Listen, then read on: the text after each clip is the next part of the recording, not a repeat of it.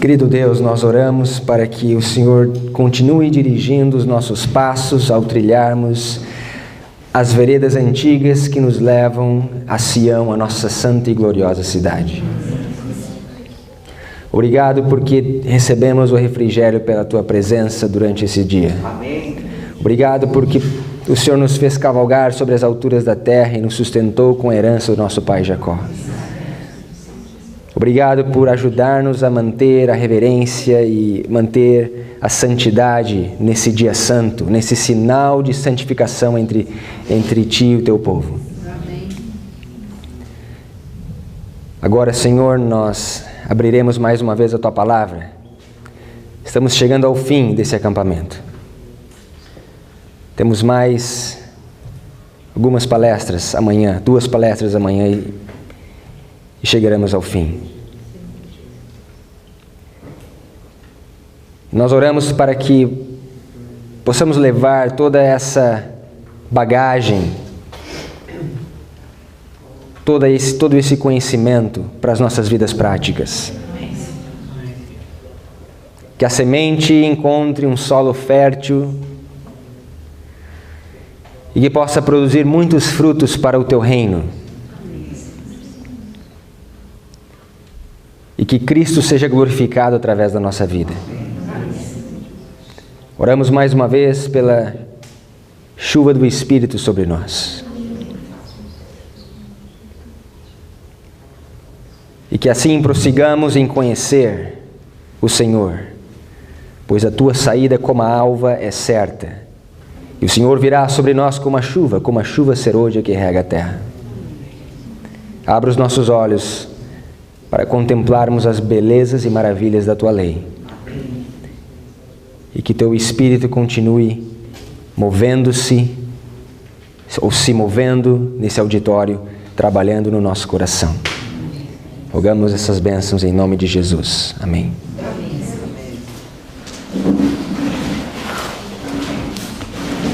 Queridos amigos, esta é a minha meu penúltimo estudo. Teremos esse estudo e depois mais um, amanhã, pela manhã. E realmente temos chegado ao fim e quão rápido passou. Para mim foi assim, super rápido.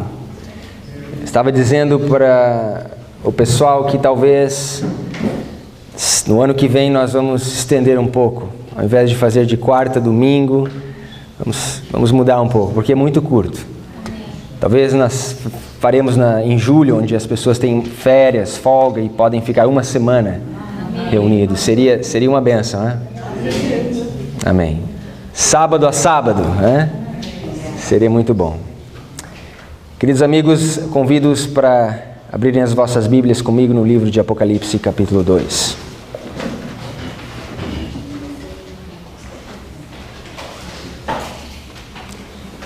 E até aqui nós vimos como as 7 igrejas se encaixam nos 6 últimos versos de Daniel 11. Verso 40, nós temos a experiência de Sardes. Verso 41, nós temos a experiência de Pérgamo. Verso 42 e 43, a experiência de Tiatira. Verso 44, nós estudamos hoje de manhã, nós vemos a experiência de Filadélfia. E o que nós vamos estudar nessa noite vai ser a última parte do verso 44 e o verso 45. E nós vamos ver que esses versos, eles se encaixam na experiência de Esmirna. Apocalipse capítulo 2, verso 8. E o anjo da igreja de Esmirna escreve: Isso diz o primeiro e o último que foi morto e reviveu. Conheço as tuas obras e a tribulação e a pobreza, mas tu és rico, e a blasfêmia dos que se dizem judeus e não são, mas são da sinagoga de Satanás. Nada temas das coisas que hás de padecer. Eis que o diabo lançará alguns de vós na prisão, para que sejas tentados e tereis uma tribulação de 10 dias. Se fiel até a morte, dar-te-ei a coroa da vida. Quem tem ouvidos, ouça o que o Espírito diz às igrejas. O que vencer não receberá o dano da segunda morte. Queridos amigos, a igreja de Esmirna passou por um período de perseguição. E das 7 igrejas do livro de Apocalipse, Esmirna é uma das 2 onde você não encontra nenhuma repreensão. A testemunha fiel e verdadeira, ela não há nada para ser falado para Esmirna. Não há nenhuma repreensão a Esmirna. Nada a ser corrigido. Nada a ser mudado. Me parece que Esmirna era uma igreja perfeita. Era uma igreja que foi purificada, embranquecida e provada. E a razão que essa perfeição foi alcançada, a Bíblia nos diz que foi a perseguição. Aqueles que aguentaram a perseguição, aqueles que foram fiéis até a morte, receberam a coroa da vida. E nós falamos nessa manhã que o motivo ou a motivação que nos leva e nos levará a suportar a perseguição é o amor. Porque essa foi a motivação que ajudou Cristo a suportar a hora da tentação. O Getsemane, a cruz, o Getsemane, as chibatadas, o castigo e depois a cruz. Foi o amor o motivo que ele suportou. Da mesma forma para nós. Se não há amor, nós seremos sacudidos quando a tentação e a provação chegar. Veja comigo no livro de 2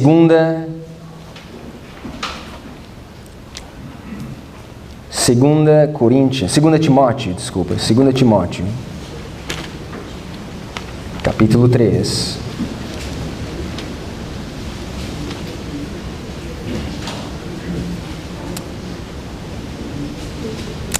Segunda Timóteo, capítulo 3, verso 12.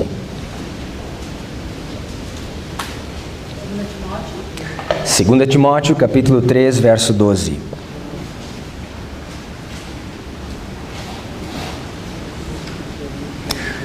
A Bíblia nos diz também: todos os que piamente querem viver em Cristo Jesus padecerão perseguições.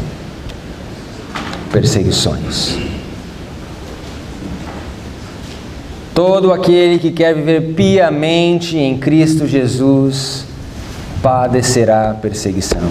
Isso é um princípio bíblico. Portanto, se não há perseguição na sua vida ainda, se o diabo não está tentando lhe atacar de alguma forma, alguma coisa está errada. Eu tenho certeza que a grande maioria aqui já sofreu perseguição. Talvez tenha sofrido perseguição. E com certeza sofrerá perseguição se viver piamente em Cristo Jesus. Porque é um princípio bíblico. Portanto, quando vem a perseguição, a tentação, a angústia, levantai as vossas cabeças, porque a vossa redenção se aproxima. Abram comigo no livro de Romanos. Romanos capítulo 8.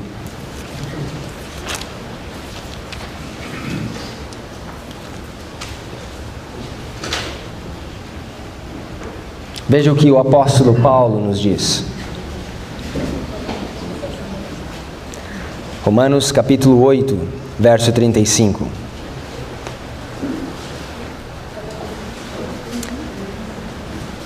Quem nos separará do amor de Cristo?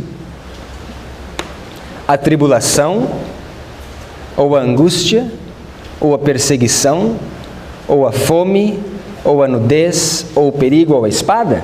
Notem a pergunta. Quem nos separará do amor de Cristo? Notem que por amor, o amor de Cristo em nós nos faz suportar a tribulação, a angústia, a perseguição, a fome, a nudez, o perigo e a espada, como está escrito: por amor de ti somos entregues à morte todo dia, somos reputados como ovelhas para o matadouro.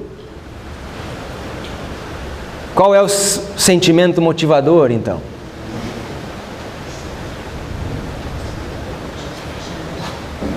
A Bíblia diz: o amor de Cristo, o amor abnegado, o amor que se sacrifica, o amor desprendido, o amor de Cristo. Verso 37.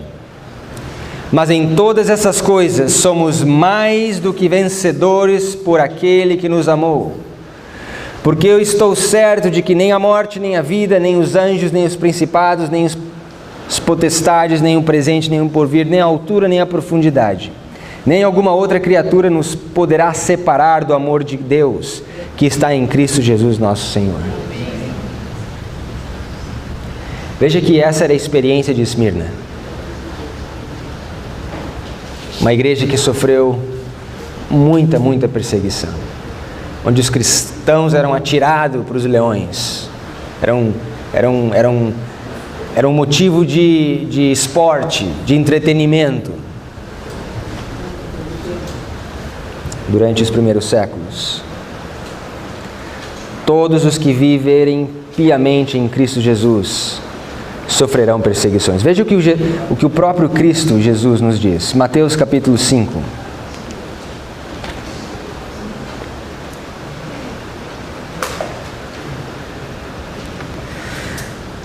Mateus capítulo 5,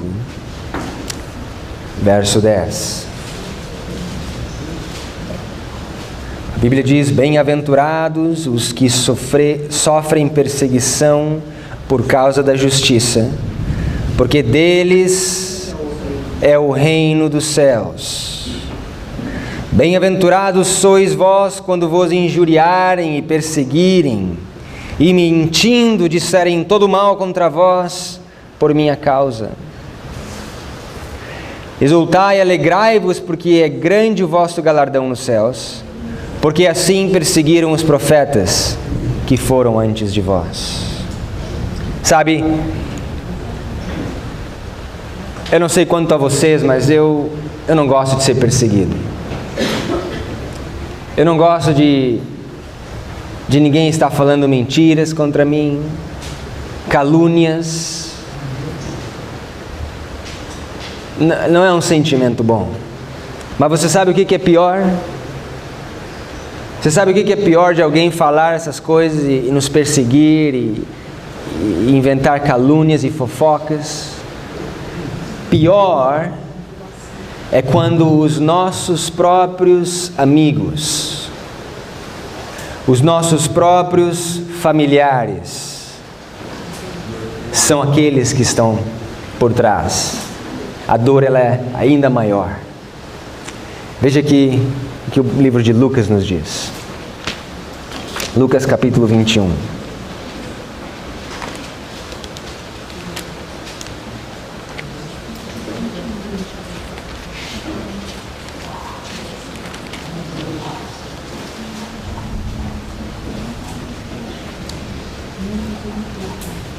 Nós estamos aprendendo como exercitar paciência. Paciência, temos que ter paciência para ser piedosos.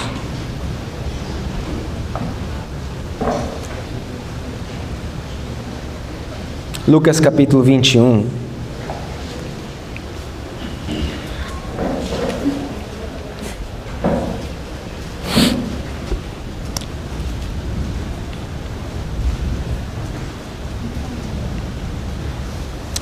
Vejam comigo aqui.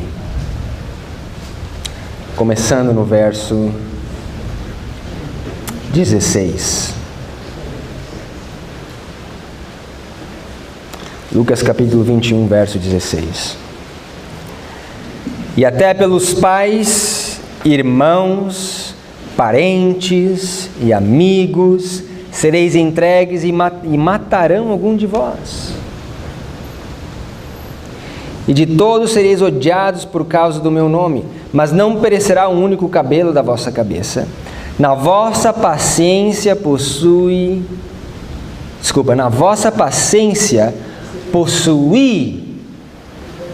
as vossas almas. Veja aqui a paciência aqui novamente aparecendo. Nós temos que ser pacientes, é um dos degraus da escada. Mas que paciência é essa, onde as nossas almas estão fundamentadas? Qual é a paciência que é o fundamento dos santos?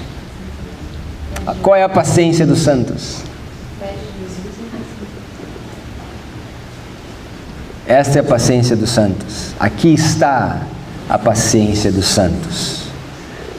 Aqui estão aqueles que guardam os mandamentos de Deus e a fé de Jesus. As 3 mensagens angélicas acabam com essa frase. A paciência dos santos.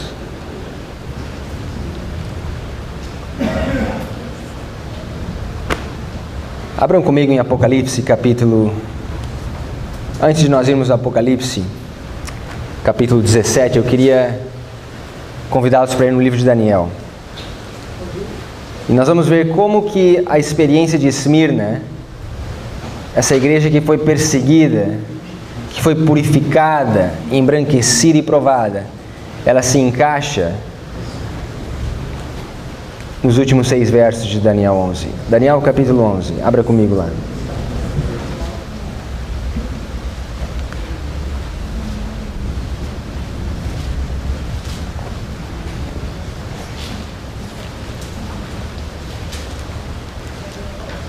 E se eu perguntasse para vocês, os últimos versos de Daniel 11 contam a história de que igreja? Baseado no que você escutou aqui nesses dias. Daniel 11, 40 a 45 contam a história de que igreja?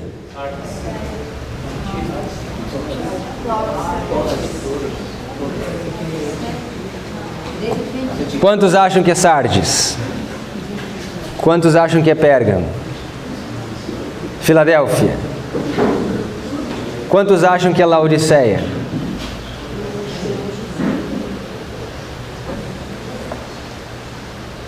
Os últimos 6 versos de Daniel 11 está contando a nossa história. São os eventos conectados com o fechamento da porta da graça. O que nós estamos vendo é que as 7 igrejas também contam a nossa história. Todas elas. Todas as 7 igrejas se cumprem nos últimos 6 versos de Daniel 11. Portanto, as mensagens das 7 igrejas se aplicam para a igreja de Laodiceia. Claro, nós encontramos Sardes, Pérgamos, Esmirna, Filadélfia, todas nesses versos.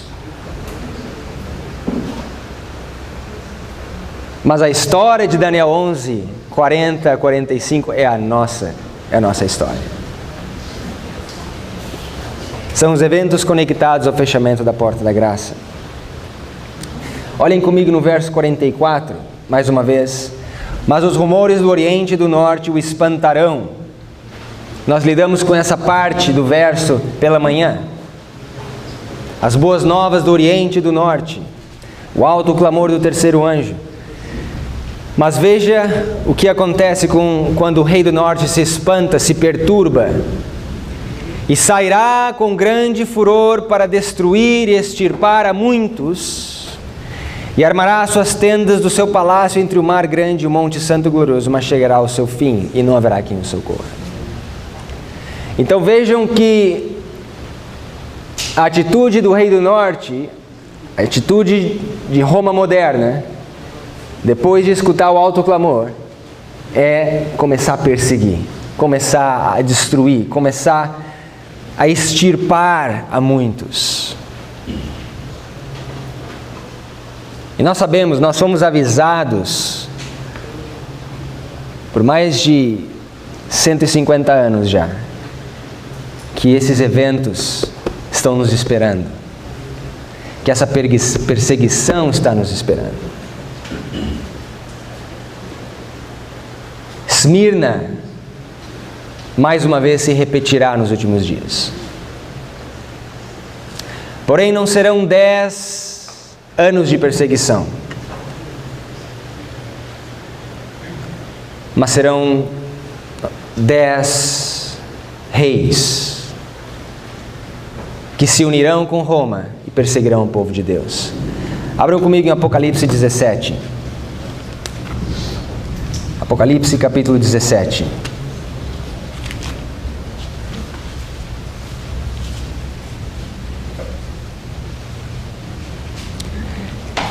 Começando no verso 3. E nós temos algumas estranhas ideias com relação ao Apocalipse 17. Isso dentro da igreja. Há ventos de doutrina por todos os lados. Na verdade, existe um pastor famoso que tem ensinado coisas que excitam a mente e o coração de muitos nossos irmãos, e que envolve os papas, tantos papas, esse é o último papa. Mas nós vamos ver que a Bíblia ela se auto-explica. Nós vamos massagear um pouquinho esse capítulo. Não vai dar tempo de nós irmos em detalhes, mas eu vou lhe dar uma visão geral do que Apocalipse 17 realmente se trata. Do que eu creio que realmente se trata, baseado no que eu encontrei nas Escrituras. Vejam. E levou-me, verso 13, levou-me em espírito a um deserto e vi uma mulher assentada sobre uma besta de cor escarlata que estava cheia de nomes de blasfêmia e tinha 7 cabeças e 10 chifres. E a mulher estava vestida de púrpura e escarlate, adornada com ouro, pedras preciosas, pérolas, e tinha na sua mão um cálice de ouro, cheio das abominações e imundícias de sua fornicação. E na sua testa estava escrito um nome, Mistério, a grande Babilônia, a mãe das prostituições e abominações da terra. E vi que a mulher estava embriagada do sangue dos santos e do sangue das testemunhas de Jesus. E vendo-a eu, maravilhei-me com grande admiração. Bom, quem é essa mulher? Não escutei. Roma papal. O papado. Nós estudamos isso alguns dias atrás. Essa mulher representa Jezabel, vestida de púrpura, cheia de pedras preciosas, tinha um cálice de ouro na sua mão, cheia de imundícia e fornicação. Na sua fronte escrito Mistério, grande Babilônia, mãe das prostituições e abominações da terra. Então essa mulher representa Roma papal, o papado, o poder papal. Ok? Essa mulher está sentada sobre uma besta, está sentada sobre um poder político, e ela comanda, ela dá as orientações. Mas o importante nesse capítulo, a chave para nós entendermos o capítulo é o verso 3. No verso 3, a Bíblia diz que João viu essa mulher em um determinado local. A Bíblia diz que ela estava num deserto.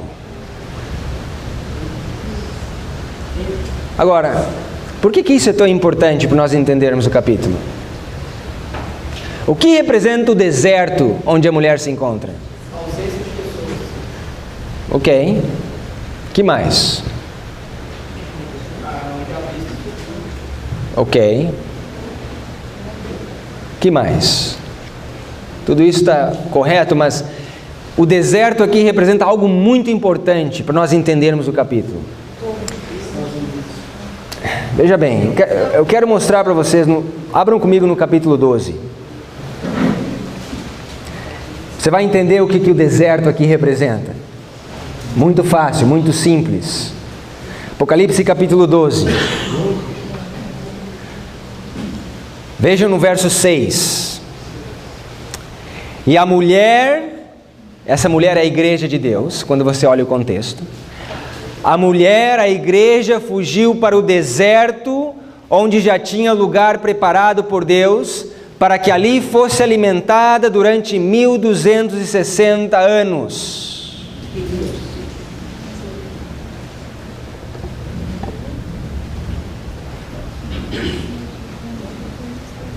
Para onde a igreja foi durante 1260 anos?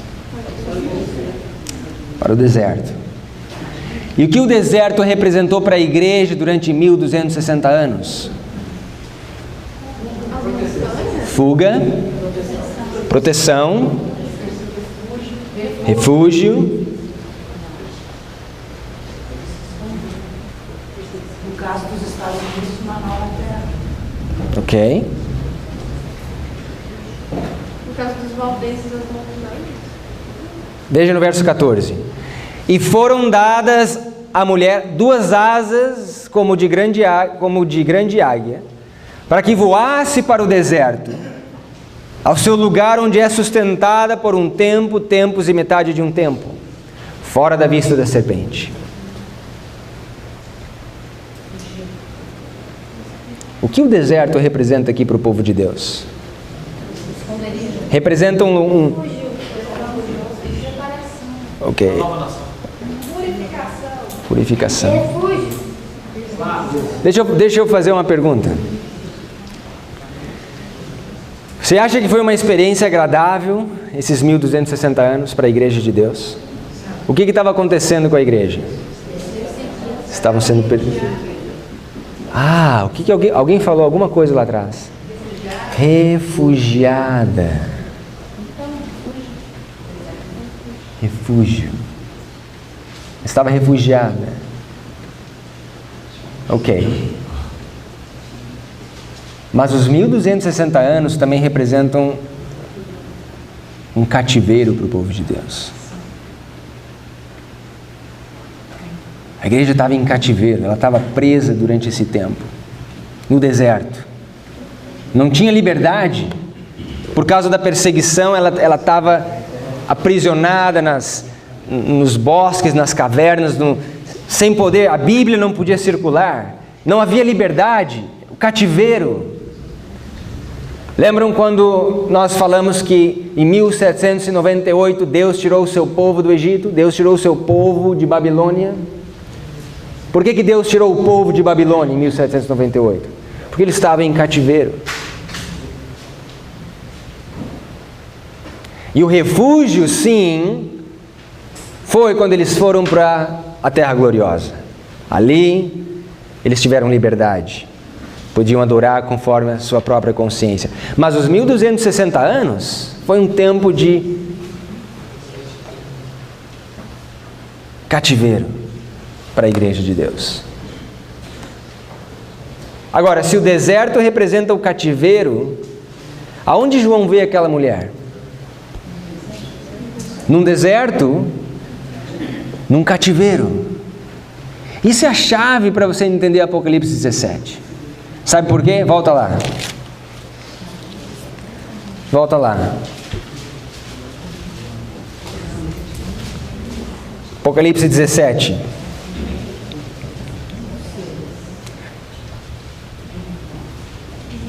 Verso 7. O anjo me disse: por que te admiras? Eu te darei o mistério da mulher e da besta que traz, a qual tem 7 cabeças e 10 chifres. A besta que viste foi e já não é. Que besta que foi e já não é?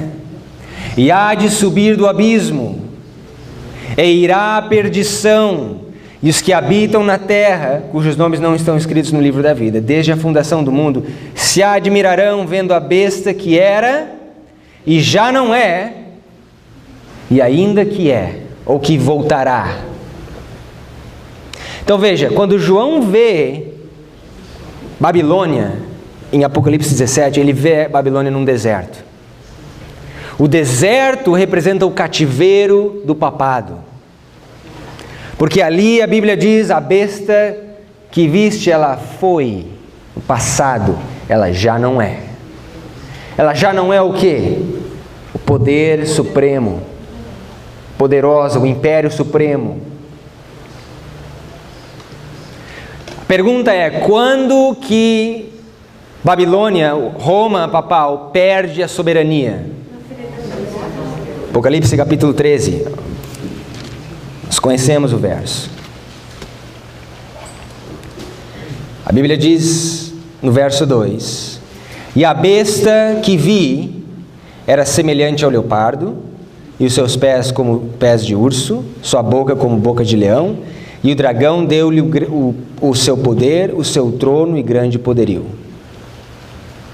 Lembram que foi Roma pagã que colocou o papado no trono da terra?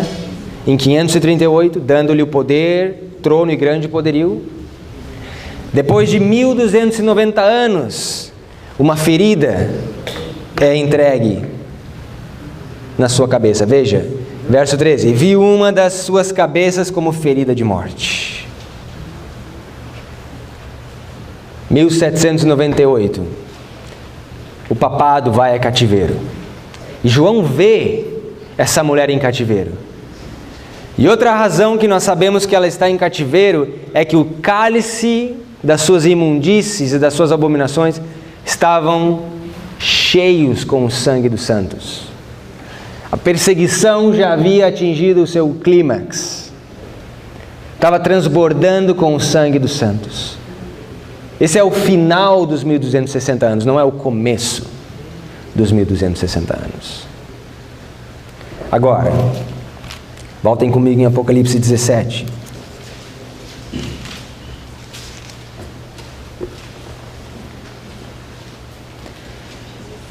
Veja, no verso 10. E são também 7 reis. O anjo está explicando, João. 5 já caíram, e um já é, e outro ainda não é vindo, e quando vier convém que dure um pouco de tempo. A besta que era e já não é ela também o 8º, e é do 7 vai à perdição. Ok. Veja a informação que João nos dá, ou que o anjo deu a João. A besta de Apocalipse 13, que tem o corpo de um leopardo, a boca como de leão, os pés como pés de urso, o Roma papal, a besta que era já não é. Ou seja, ela já passou. Nós estamos falando depois de 1798.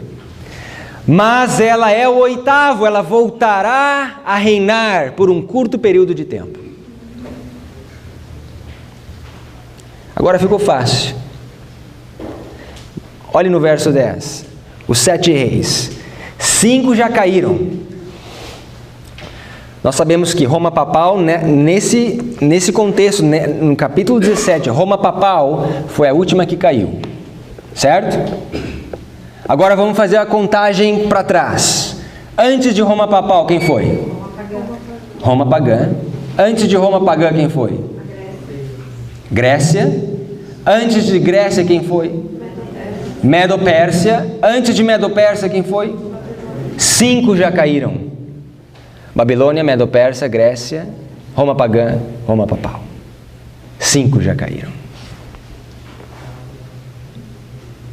Mas a Bíblia diz: um é.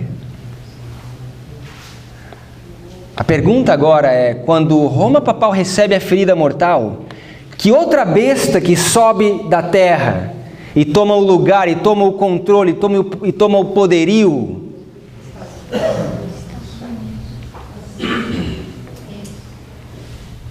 Você está me dizendo então que o número 6 é os Estados Unidos da América? Você está me dizendo que os Estados Unidos da América, eles estão no livro de Apocalipse?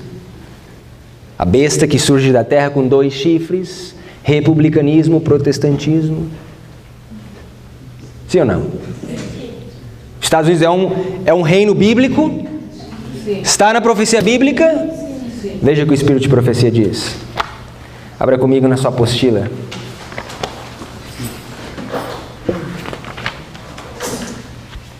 Na página 21.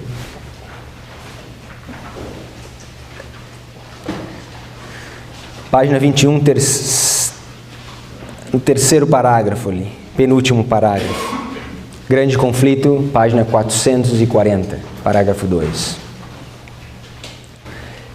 Que nação do novo mundo se achava em 1798 ascendendo ao poder, apresentando indícios de força e grandeza e atraindo a atenção do mundo? A aplicação do símbolo não admite dúvidas. Uma nação, apenas uma, satisfaz as especificações dessa profecia. E esta aponta insofismavelmente para os Estados Unidos da América do Norte. Pronto. Quem é o sexto reino? Os Estados Unidos da América. Ele é o número 6. Você acha que é por acaso que a crise dominical, a marca da besta, que tem o número 666, acontecerá no sexto reino?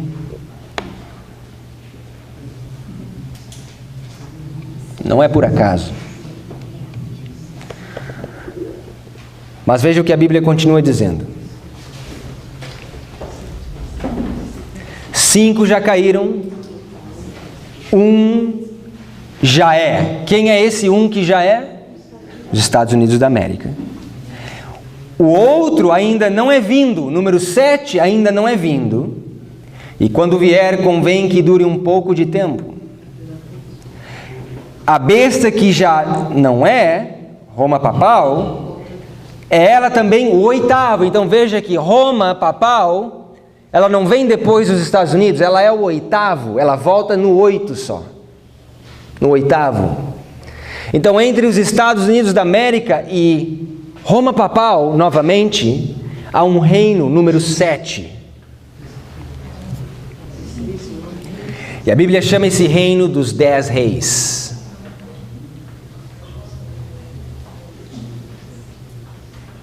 Vejam, no verso 12. E os 10 chifres que viste são 10 reis, que ainda não receberam o reino, mas receberão poder como reis por 1 hora, juntamente com a besta. Estes têm um mesmo intento, entregarão seu poder e autoridade à besta. Vejam que esses 10 reis, eles têm o mesmo intento, o mesmo propósito, a mesma mente, o mesmo objetivo. Eles serão parceiros da besta. Mais uma vez, eles reinarão com a besta novamente. O poder político e o poder religioso. Os 10 reis representando Acabe, o poder político, e a besta representando Jezabel, o poder religioso. Reinarão juntos por um curto período de tempo. E a Bíblia diz que eles têm o mesmo intento. Estes combaterão contra o Cordeiro, mas o Cordeiro os vencerá, porque é o Senhor dos senhores e o Rei dos reis. Vencerão os que estão com ele, vencerão os que estão com ele, chamados e eleitos e fiéis. Quem você acha que são os chamados, os eleitos e os fiéis? Este é o povo da primeira mensagem, da segunda mensagem e da terceira mensagem angélica. Aqueles que foram purificados, embranquecidos e provados. Aqueles que passaram pela justificação, santificação, glorificação. Receberam as mensagens na sua ordem. Desenvolveram o caráter necessário. Então veja, os 10 reis representam um reino, o número 7. Veja como o Velho Testamento nos ensina a respeito desses 10 reis. Abram comigo em Salmos, capítulo 83.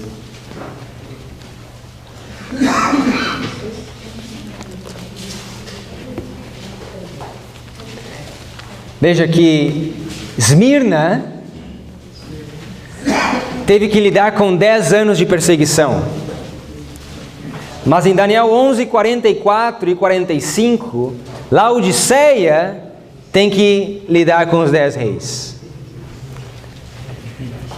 Salmos capítulo 83.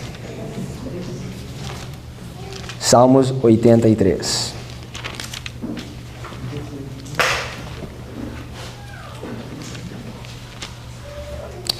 Verso 1.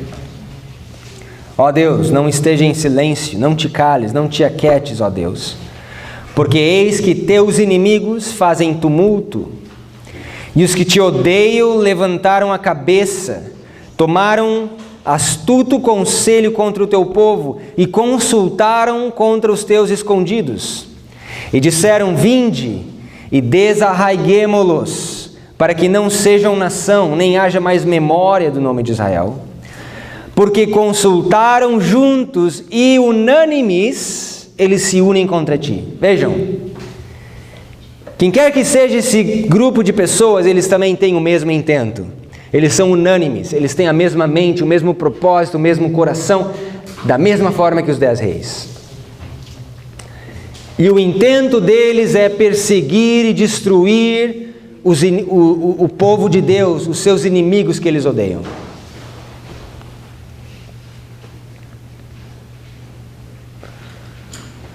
Quem são esses povos? Veja no verso 6. Veja no verso 5, novamente. Porque consultaram juntos e unânimes, eles se unem contra ti, 2 pontos. E agora ele vai descrever quem são. As tendas de Edom, os ismaelitas, Moabe, Garenos, Gedal, Amon, Maleque, Filístia, os moradores de Tiro, também a Síria se juntou com eles e foram ajudar os filhos de Ló. Os filhos de Ló quem são? Edom e Moabe, Moabe e Amon já estão contados ali. Quantos povos você contou ali? 10 povos. Esses 10 povos representam os 10 reis de Apocalipse 17. Que unânimes, com o mesmo propósito, perseguirão o povo de Deus. O sino já está batendo. E eu começo a ficar nervoso. Quantos minutos faltam? 20. Eu vou tentar acabar o mais rápido possível. Bom, entenderam o Apocalipse 17? Foi uma breve passada. Nós não acabamos ainda. Eu quero mostrar mais uma coisa em Apocalipse 17. Vejam, voltem comigo lá. Já estou acabando, pessoal. Já estou acabando. Apocalipse 17. Veja agora o que acontece depois dos 10 reis se unirem à besta, a Roma papal, e perseguirem o povo de Deus. A Bíblia diz que o Cordeiro os vencerá.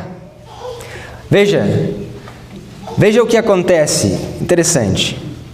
Verso 16. Os 10 chifres que viste na besta são os que odiarão a prostituta e a colocarão desolada e nua e comerão a sua carne e a queimarão no fogo. Mas eu achei que eles eram parceiros de guerra. O que aconteceu agora?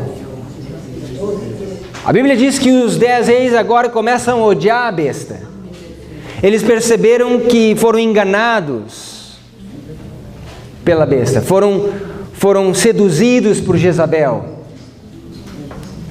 pelas feitiçarias de Jezabel. E a Bíblia diz que esses 10 reis colocarão odiarão a prostituta e colocarão desolada e nua, e comerão a sua carne, queimarão no fogo.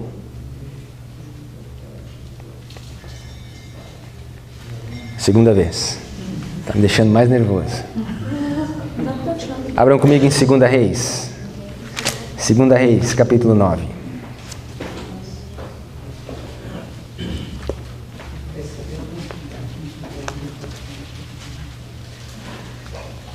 Segunda Reis, capítulo 9.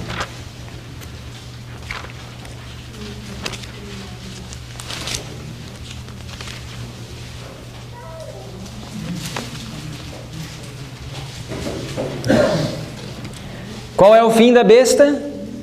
Em Apocalipse 17. Os 10 reis comerão a sua carne. E a propósito, quem representa os 10 reis? Se os Estados Unidos representam o falso profeta, a besta representa o papado, ou o papado representa a besta. Quem representa o dragão? Os 10 reis. As nações, as Nações Unidas, que nós chamamos de ONU. As Nações Unidas. A união de todas as nações. Os 10 reis. O mundo inteiro se unindo contra o povo de Deus. Você já ouviu isso no Espírito de Profecia? Ou é mera coincidência? Então, veja, os 10 reis também são chamados de, ou são simbolizados pelo dragão. O dragão. Uma besta também, um dragão. Por que isso é importante? Veja o que 2 Reis 9 nos diz. Veja no verso 30. Verso 30. Depois Jeú veio a Jezreel, o que ouvindo Jezabel pintou-se em volta dos olhos, enfeitou a sua cabeça e olhou pela janela. Pausa.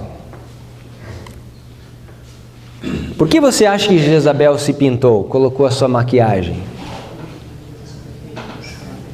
Enfeitou a sua cabeça? Para seduzir. O que mais? Se preparando para a guerra. Importante. Não vou entrar nessa questão agora porque não tem tempo.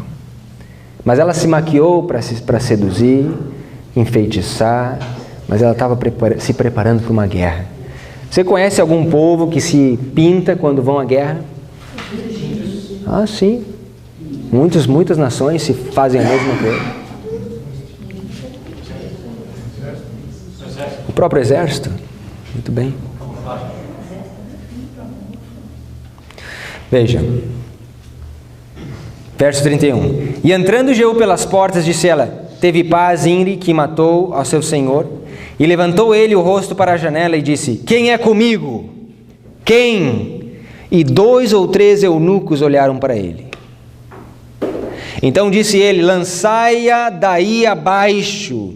E lançaram-na abaixo, e foram salpicados com o seu sangue, a parede e os cavalos.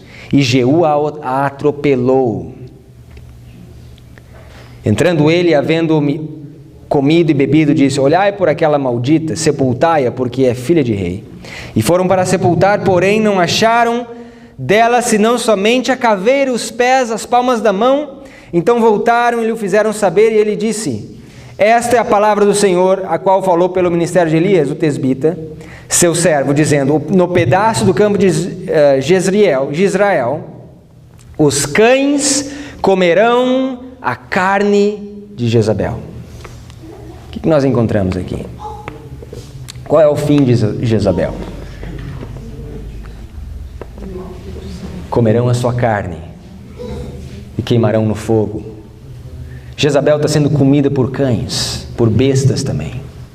A sua carne é comida pelos cães. Mas antes disso, você vê 2 ou 3 eunucos do lado de Jeú. Quem você acha que representa esses 2 ou 3 eunucos?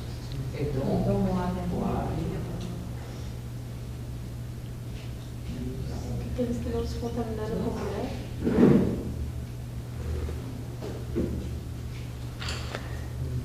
O povo do primeiro, segundo e do terceiro anjo. Quem eram os eunucos que foram parar na fornalha ardente? Sadraque, Mesaque e Abdenego. Quem eles representam?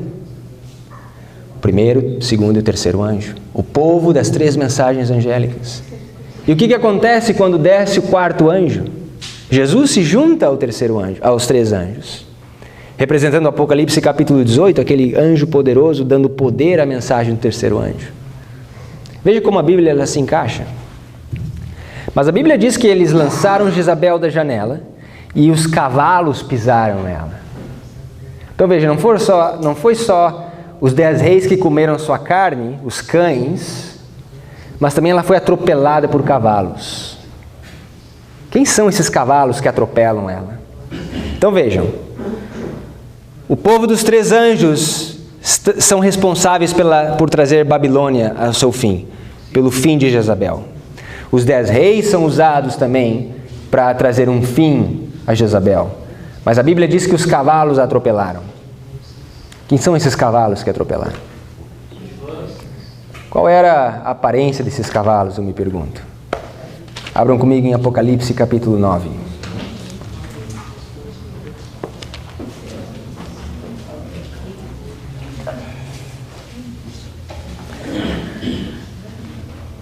Vejam o que a Bíblia diz. Apocalipse capítulo 9, verso 7.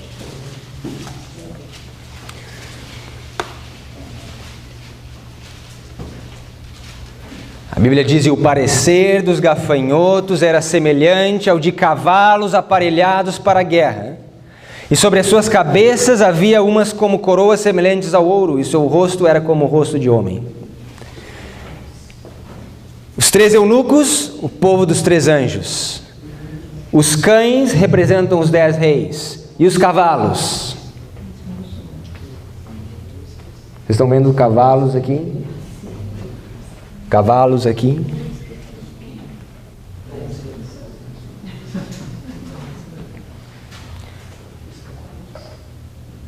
As 3 últimas trombetas são 3 ais. E as trombetas são as forças e os juízos que Deus usou para destruir Roma. Nós estamos falando do 3º ai, na 7ª trombeta. Deus mais uma vez usará as forças muçulmanas para trazer Babilônia ao seu fim. Na verdade, a Bíblia diz que Deus destrói as naus de Tarse com o vento oriental. O Islã também está envolvido nas cenas finais da história dessa terra.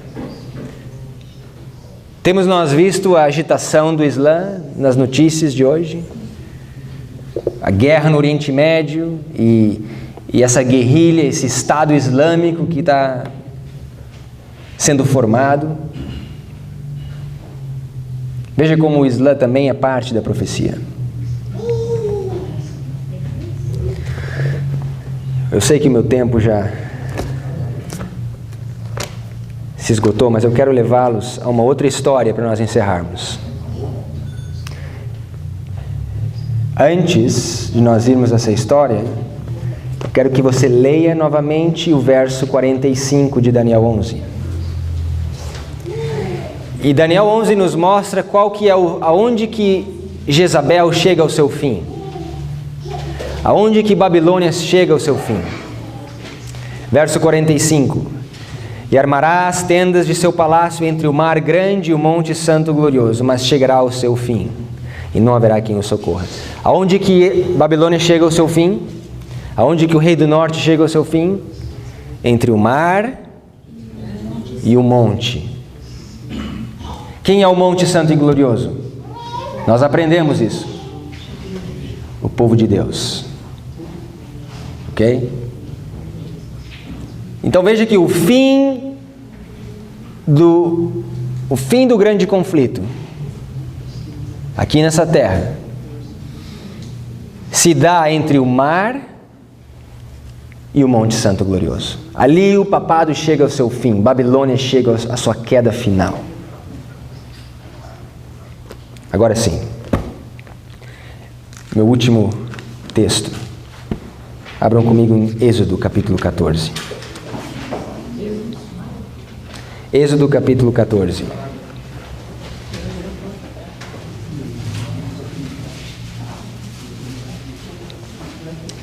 Êxodo capítulo 14, verso 21.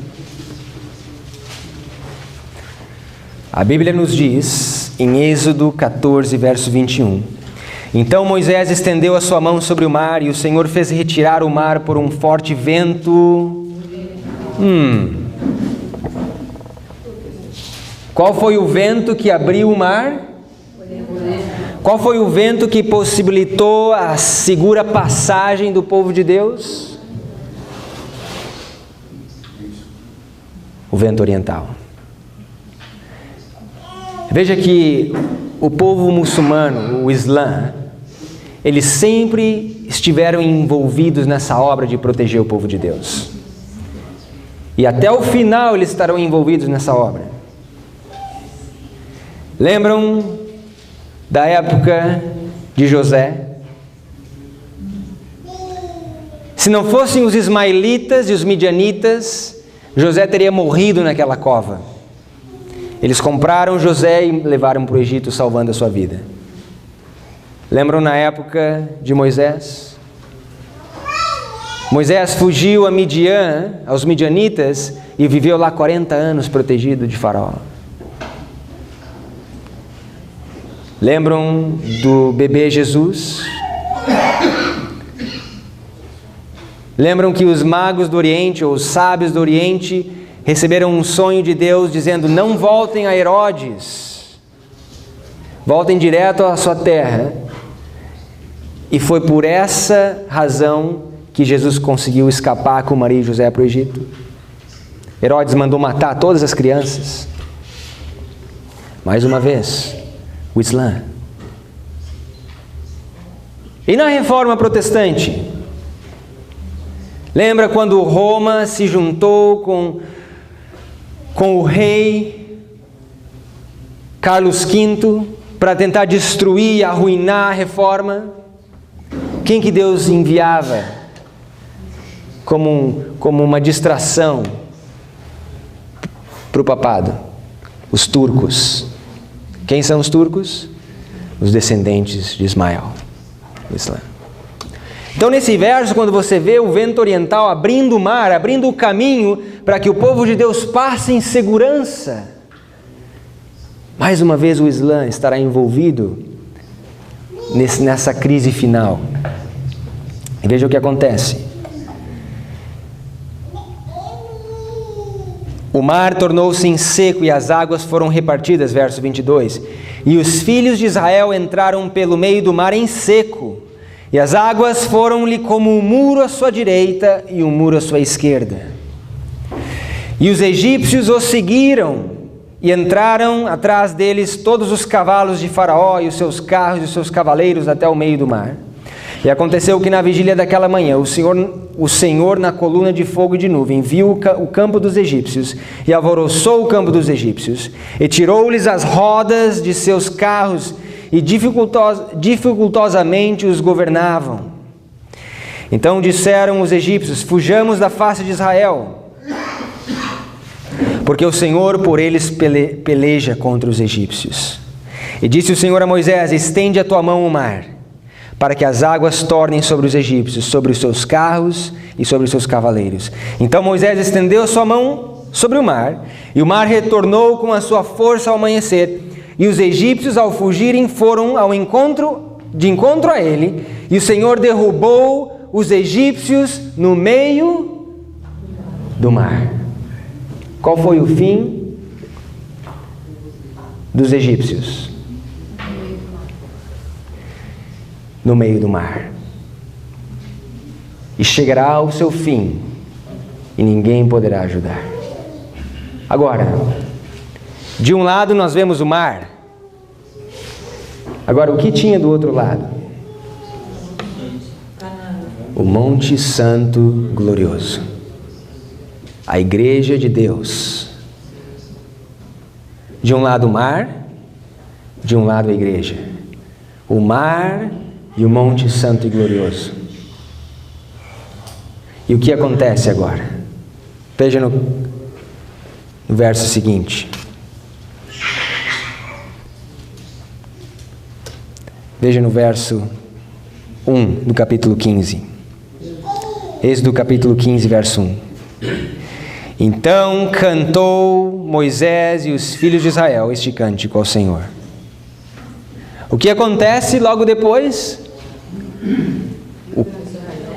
O livramento. E o que eles fazem quando eles recebem o livramento? Cantam o cântico de Moisés. Eu disse que aquele era o meu último verso, mas eu lembrei de outro agora. Abram comigo, agora sim, é um verso curto, Apocalipse 15.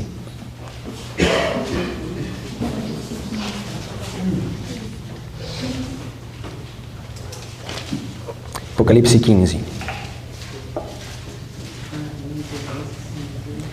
Apocalipse 15, verso 1. Nós estamos encerrando aqui. E vi outro grande e admirável sinal no céu, 7 anjos que tinham as 7 últimas pragas, porque nelas é consumada a ira de Deus. E vi como que um mar de vidro misturado com fogo, e também os que saíram vitoriosos da besta, da sua imagem e do sinal e do número do seu nome, que estavam junto ao mar de vidro e tinham as harpas de Deus. Verso 3. E cantavam o cântico de Moisés, servo de Deus, e o cântico do Cordeiro, dizendo: grandes e maravilhosas são as tuas obras, Senhor, Deus Todo-Poderoso. Justos e verdadeiros são os teus caminhos, ó Rei dos santos. E esse é o final do grande conflito aqui na terra.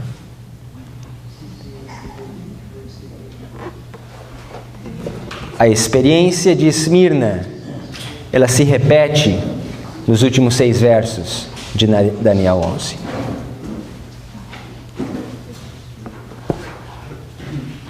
Que outro Deus poderia fazer isso? Senão aquele que declara o fim desde o princípio. E desde a antiguidade as coisas que ainda não sucederam. Dizendo: este é o meu prazer e farei toda a minha vontade. Esse é o Deus que nós servimos. Vamos orar.